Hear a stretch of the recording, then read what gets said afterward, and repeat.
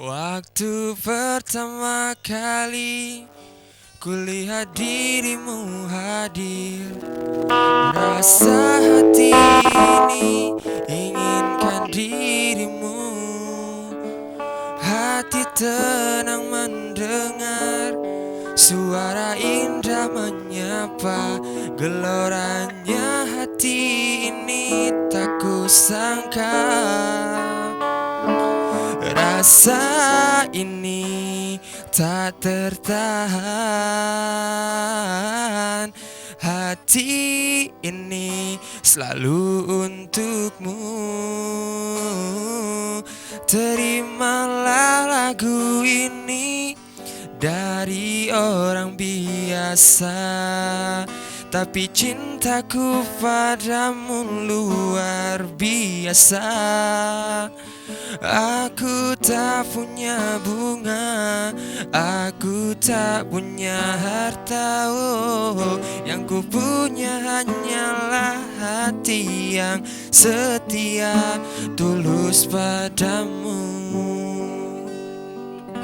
Kita masih barengan Fathar ya, bukan Rafathar. Kalau Rafathar tuh memang anak bayi udah kaya duluan, udah enak ya gitu ya. Oke, Taya tadi berbicara, tadi sempat menyinggung soal disabilitas. Kita melihat sekali banyak teori-teori yang mengatakan oke, kita dukung, oke, kita rangkul kaum disabilitas, tapi ternyata kita melihat pada faktanya ini kan tidak sesuai sekali. Nah, kita melihat juga disabilitas tidak memandang usia, bisa jadi dimulai anak-anak sampai usia yang ini. Nah, kalau dari Fathar sendiri menanggapi anak-anak yang mengidap disabilitas seperti apa? Nah, kalau Fathar, kami sangat menghargai ya anak-anak yang dari kaum disabilitas. Kalau misalnya biasanya untuk acara-acara tertentu, misalnya disabilitas diundang nih, tapi mereka hanya dijadikan sebagai penonton kan. Kalau di acara Fathar kita bakal ngundang mereka, tapi mereka juga bakal tampilin sesuatu hal yang pastinya bakal menginspirasi banyak orang-orang di luar sana kan. Gitu. Jadi kan rangkul, benar-benar merangkul ya, bukan hanya sebatas statement saja begitu ya. Amar, di awal-awal tadi kalian akan terbang ke Makassar. Oke, ini mewakili dari berbagai kabupaten. Oke, di Aceh sendiri. Kalau untuk ke Makassar nanti akan ada berapa jumlah dari anggota Fathar yang akan diterbangkan, dikirimkan, kemudian dalam rangka apa saja dan kegiatannya apa? Kalau dari Fathar sendiri yang akan berangkat 2 orang, itu dari provinsi. Dari kabupaten kotanya ada 13 orang. Kalau kegiatannya sendiri yang di sana tuh akan dilakukan tuh pembacaan suara anak, terus puncak Hari Anak Nasional, terus apa lagi ya? Itu aja. Banyak kegiatan-kegiatan ini. Yang nanti dibaca dari suara anak, apa yang diharapkan? Yang sangat diharapkan tuh pastinya akan didengar oleh pemerintah. Dari segi? Untuk perencanaan ke depannya. Pengennya tuh didengar langsung oleh Bapak Presiden kayak gitu. Jadi nanti juga dihadiri oleh Bapak Jokowi. Iya. Oke, baiklah. Nah, kita flashback lagi beberapa waktu yang lalu saya juga sempat duduk dengan Kamrina. Ini Kamrina adalah bos besar kalian. Oke. Pembina. Jadi pembina juga seperti keluarga sendiri, seperti orang tua ya. Jadi beberapa tahun lalu saya duduk dengan Kak Amrina dari Flower, kalau saya nggak salah ya Bayu ya, benar. Nah, mereka bercerita banyak hal yang kompleks sekali kondisinya yang ada di Kaju. Ya benar ya, oke. Di daerah Kaju, di mana anak-anak yang tidak mendapatkan haknya untuk sekolah pendidikan, anak-anak yang tidak mendapatkan haknya untuk bermain. Artinya mereka di sela-sela pendidikannya mereka harus bekerja, seperti mulung sampah. Bagaimana, adakah Fathar ikut nanti andil mengubah sebuah desa tersebut? Tentu saja ada. Kemarin juga kami sudah bekerja sama dengan Puspa, dengan komunitas-komunitas yang juga berkecimpung dalam mengupayakan hak-hak anak yang ada di Aceh. Dan kemarin kami sudah turun ke wilayah Neuhen yang ada di Aceh Besar. Iya, betul. Iya. Dan di situ kami juga sudah membentuk forum anak Neuhennya. Dan kami berharap juga anak-anak di situ dapat melakukan hal-hal positif, dan pada saat itu juga kami sudah membuat atau membangun pustaka rumah baca. Rumah baca untuk anak-anak yang ada di Nahan tersebut. Betul sekali, karena memang kita menciptakan sebuah ruang kampung ramah anak begitu ya, bebas dari asap rokok yang pastinya. Oke, nah untuk respon pemerintah sendiri tadi di video juga saya melihat ada Ibu Dia, Ibu Wakil Gubernur PLT ya, maaf ya. Nah, beliau juga termasuk pembina dari Fatarnya sendiri, bukan? Bukan, beliau cuman support system. Oke, support system. Nah, ini pemerintah harusnya cukup besar dong untuk gebrakan Fatar. Apa saja yang sudah didukung oleh pemerintah? Ibu Dia kemarin ada aja beberapa kegiatan pemerintah tuh, kampanye anti stunting, terus tolak pornografi.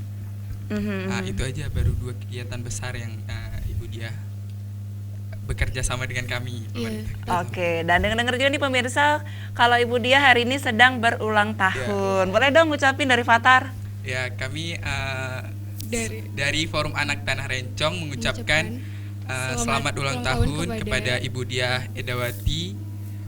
Semoga panjang umur, sehat selalu dan bisa terus memberikan peran-peran positif pada Forum Anak tentunya. Oke, nah Fatar terakhir, ini adakah pesan-pesan khusus ataupun harapan untuk kemajuan Fatar dan juga kondisi anak-anak Aceh ke depan?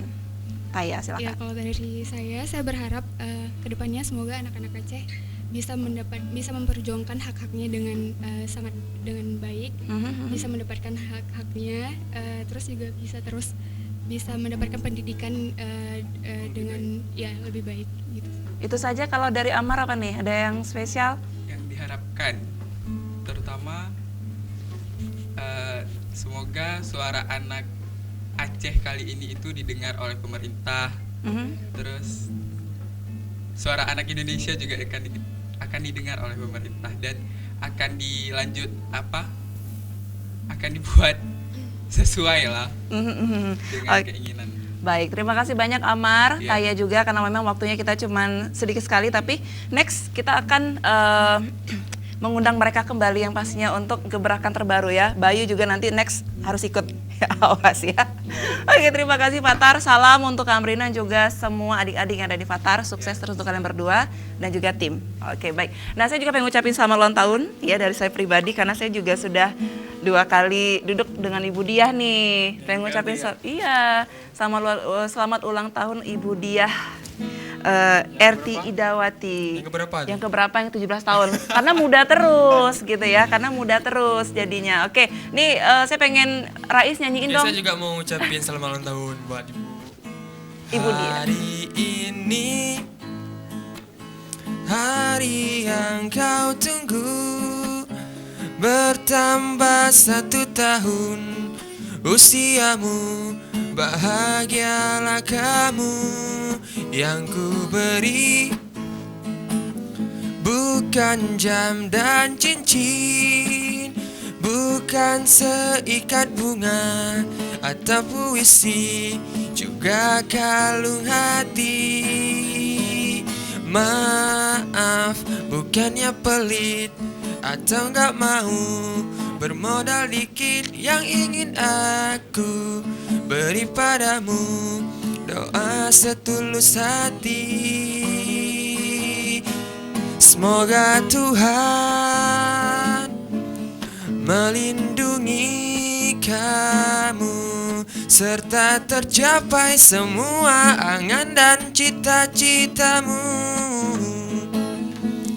Mudah-mudahan diberi umur panjang, sehat selama-lamanya. Terima kasih Rais, sweet banget nih bisa langsung ngucapin di ya. Oke, Ibu Dia, nanti kita undang lagi ya Ibu Dia ya. Fatar, terima kasih banyak, hati-hati ya. Oke, dan tadi juga sudah ada adik-adik kita Fatar yang mereka memang aktif sekali untuk menjawab isu-isu yang ada di sekitar kita terkait tentang anak-anak. Kita melihat, iya, miris sekali.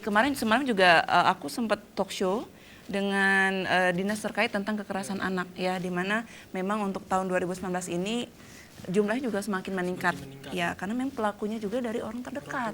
Iya, orang tua, orang saya ayah, entah itu ayah tiri ataukah ibu tiri dan juga segala kekerasan verbal lainnya. Masih ada Oke. seperti itu ya? Masih ya, kok setega itu manusia begitu ya. Biasanya Tapi di film ya, ibu tiri. benar. Nah, tapi kan mudah-mudahan dengan hadirnya Fathar ini bisa membuat artinya anak-anak yang menjadi korban dari kekerasan bisa memberanikan diri untuk melapor.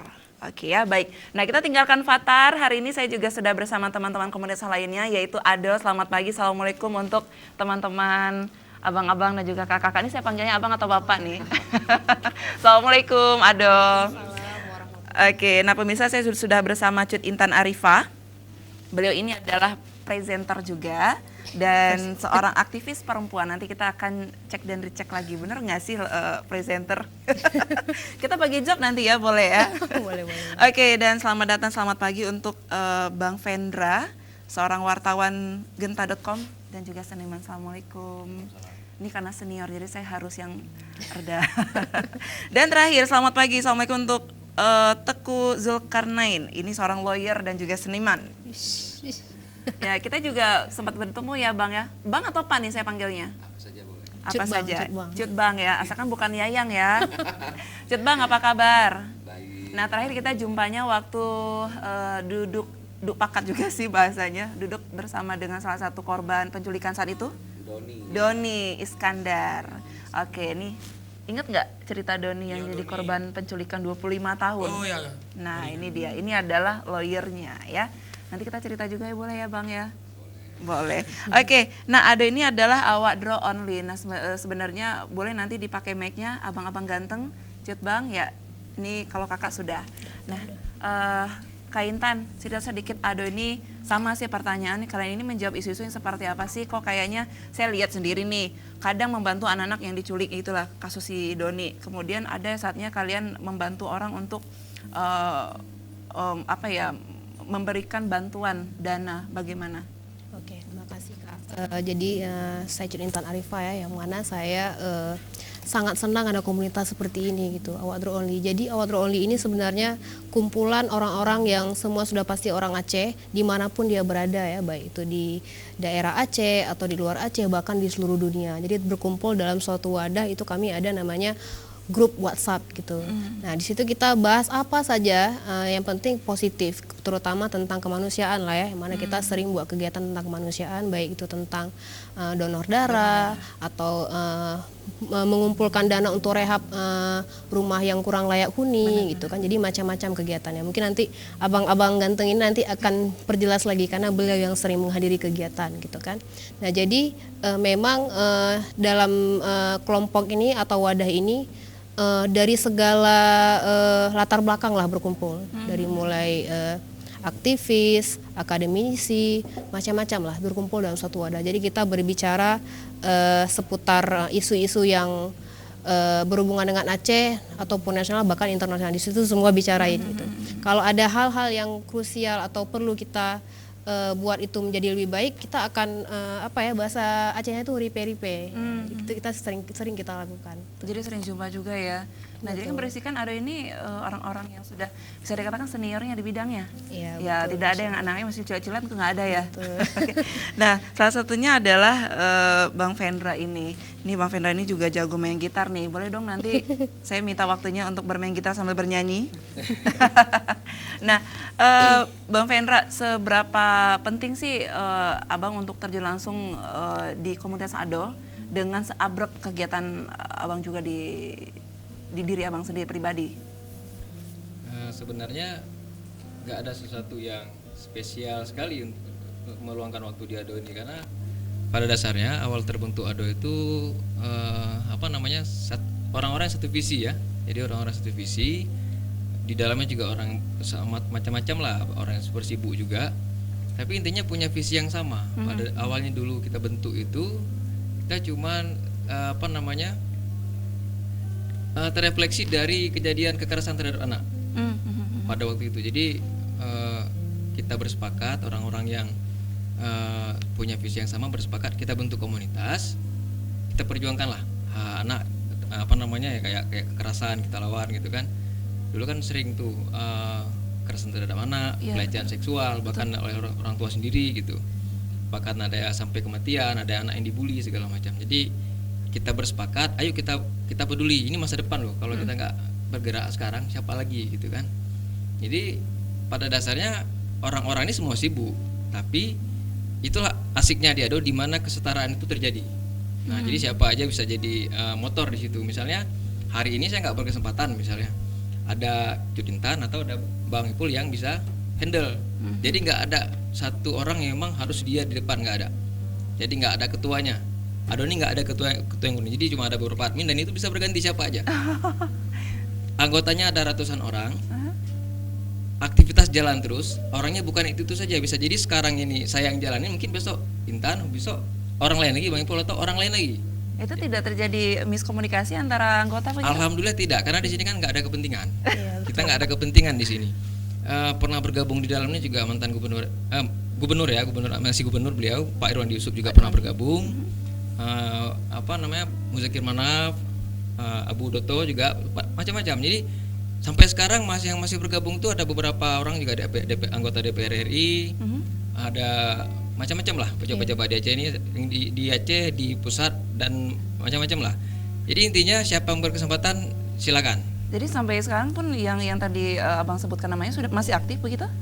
Masih, yang masih aktif sekarang seperti Pak Irwandi udah keluar, udah lama keluar waktu beliau nyagup, beliau keluar. Ya kan? Jadi ada beberapa nama yang masih aktif di dalam. Jadi intinya siapa aja bisa berbuat apa di sini. Intinya kita satu visi, di mana begitu kita masuk ADO, mau dia tua, muda, mau dia pejabat, orang biasa, setara. Jadi nggak ada istilahnya, oh dia pejabat harus diistimewakan, nggak ada. Semua orang istimewa, semua orang punya visi yang sama, semua orang bisa bermanfaat untuk orang lain. Itu intinya dia. Baik. Nah, kita untuk tahu seperti apa kegiatan dari ADO, kita lihat dulu beberapa foto ini ya. Silakan.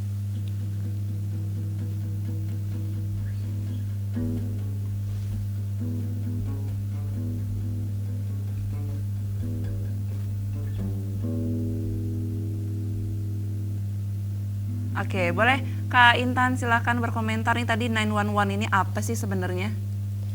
911 mungkin bisa dijelasin sama Bang Hendra lagi. Jadi kalau nggak salah ingat ya, ini ada Nurdi ke-9 ya Bang boleh? Di bulan berapa kemarin itu? Bulan 11 ya. Bulan 11. Nah, jadi ada Nurdi ini kita jalan terus ya, jalan terus setiap bulan kita usahakan ada. Ya, kita usahakan selalu ada gitu karena kita yakin sekali darah ini sangat dibutuhkan kapanpun. Betul. Jadi kita buat terus kegiatan ini walaupun di mana-mana juga ada orang donor darah, tapi kita juga punya komitmen ini jadi kegiatan rutin kita. Nah, jadi kita buat terus. Ini Bang yang ke-10 udah kemarin ya terakhir ya. Jadi dulu ya. Oke. Nah, ini yang turut berduka atas meninggalnya Nur Fatimah, ini kekerasan anak. Nah, jadi kita buat aksi, nggak sekedar aksi langsung juga ke jalan kita turun juga. Umurnya berapa ini? Ini saya lupa umurnya berapa ya. 2015 ya. Sekitar ya. Nah, kalau boleh tahu ini kekerasan dalam bentuk seperti apa nih? Saya lupa nih kalau Bang Ipul ingat mungkin. Cut Bang nggak ingat juga ya? Udah lama kayaknya. Udah lama ya? Pertama kali.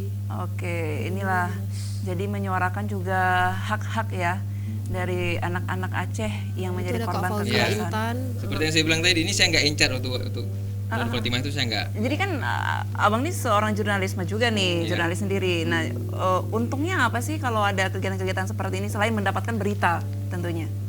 Kalau justru saya di ADO ini kurang sekali saya nulis berita karena ini tempat saya sepertinya mungkin sepakat kawan-kawan ini satapan rohani loh di sini. Jadi ketika kita berbuat sesuatu itu kita merasakan suatu kenyamanan gitu. Ada kesenangan di situ. Jadi ya begitulah. Begitu ya. Nah, oke, saya ke Cut Bang Teguh Zulkarnain ya. Cut Bang, boleh dong saya flashback sedikit ya. Jadi dengar ini kan kalau Cut Bang yang paling rajin dulu nemenin si korban Doni tersebut kemana-mana. Itu kenapa kok bisa sampai tergugah hatinya seperti itu? Ya, terima kasih. Ini sebenarnya sesuatu yang tidak sengaja.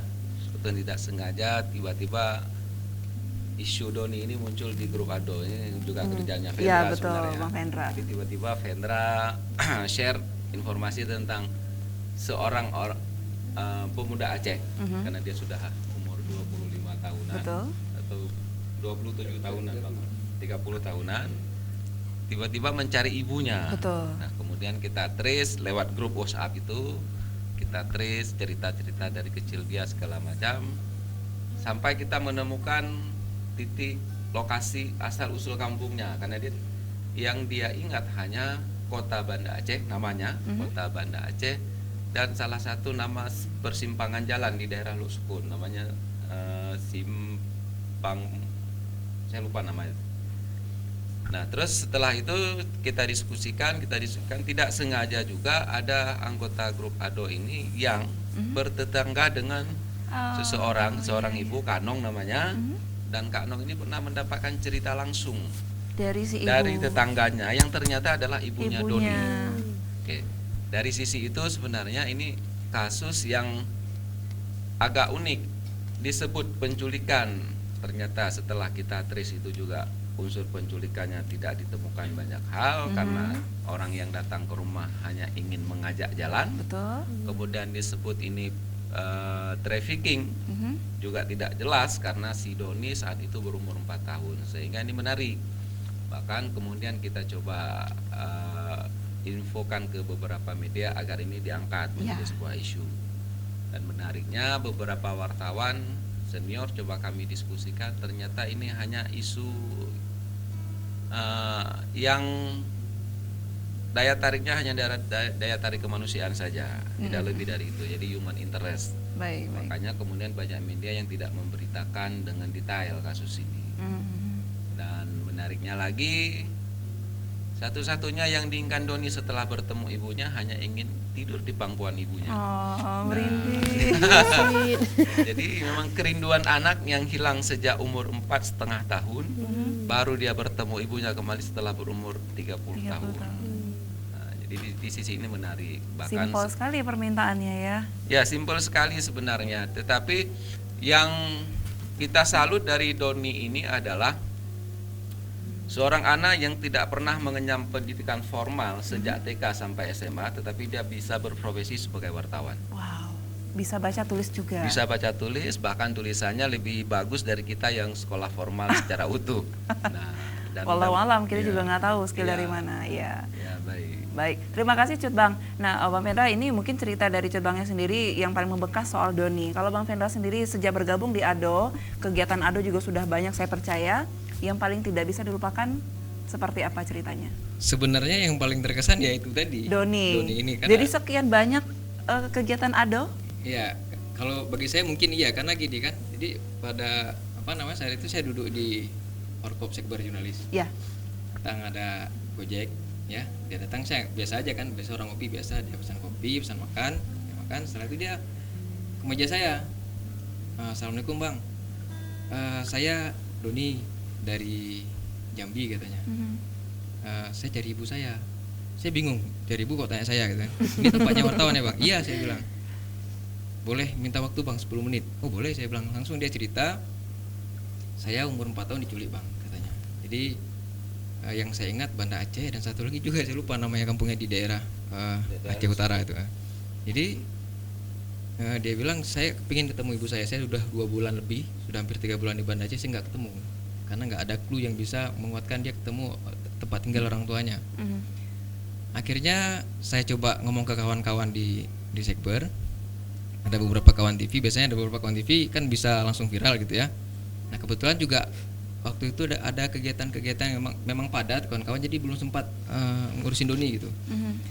Akhirnya saya mikir, ini saya ngerasain kalau saya jadi dia gitu. Gimana ya? Gimana rasanya? Akhirnya saya pikir mungkin satu-satunya tempat yang bisa bantu itu ya ADO. Di ADO itu ada banyak orang, di seluruh Aceh juga ada orangnya. Entah kenapa saya yakin di ADO pasti Doni ketemu ibunya. Saya lempar ke grup ADO, direspon Bang Ipul, ya. Jadi yang awal ini yang ngerawat isu ini Bang Ipul selalu, walaupun udah pindah isu Bang Ipul tetap di isu ini.